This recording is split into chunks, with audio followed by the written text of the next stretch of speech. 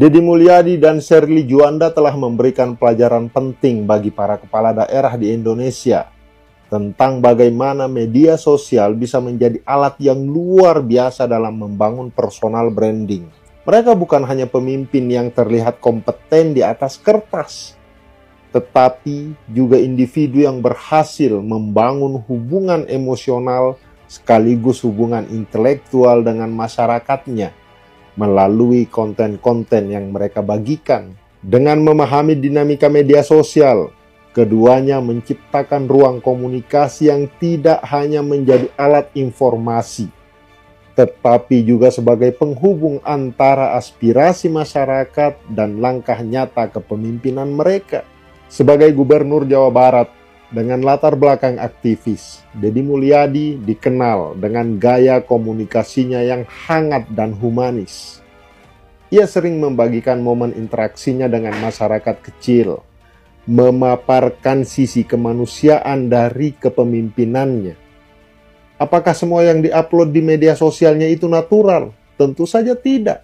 Semua itu disetting. Ada ilmu dan pengetahuan yang terlibat dalam proses pembuatan dan penyajiannya. Pendekatan yang digunakan Deddy Mulyadi ini sejalan dengan teori komunikasi naratif paradigma yang dikemukakan oleh Walter Fisher.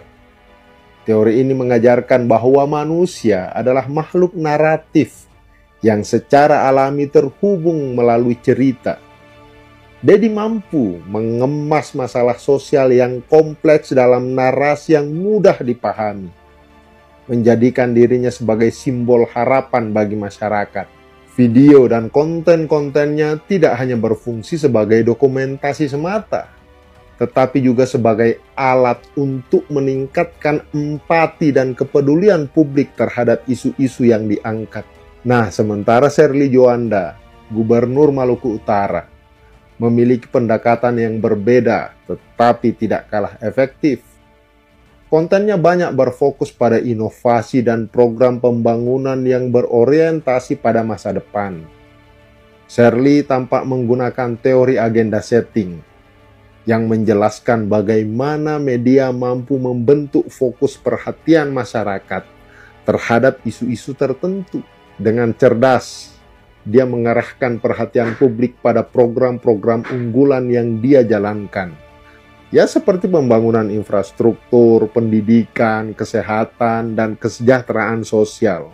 Akun media sosialnya tidak hanya menjadi tempat promosi kebijakan, tetapi juga ruang interaksi, di mana masyarakat merasa dilibatkan langsung dalam pembangunan daerah. Strategi ini menjadikannya pemimpin yang progresif dan visioner di mata publik. Nah, untuk para kepala daerah yang lain, mari melihat media sosial lebih dari sekedar alat promosi. Ini adalah platform untuk membangun kepercayaan, memperkuat transparansi, dan melibatkan masyarakat secara langsung dalam setiap langkah kepemimpinan. Dengan memanfaatkan teori two-way communication, kepala daerah dapat menjadikan media sosial sebagai ruang interaksi yang aktif, di mana ide dan aspirasi masyarakat bisa diterima dan direspon dengan cepat. Dalam era digital ini, pemimpin yang mampu beradaptasi dengan media sosial adalah mereka yang akan memenangkan hati rakyat. Tidak perlu khawatir soal gaya atau keaslian. Yang terpenting adalah bagaimana setiap konten itu mencerminkan nilai dan komitmen kalian kepada masyarakat.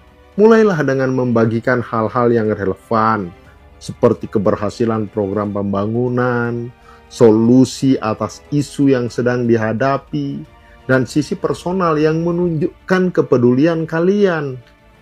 Karena dengan cara ini, bukan hanya kebijakan kalian yang akan dikenang, tetapi juga kepribadian kalian sebagai pemimpin. Thank you.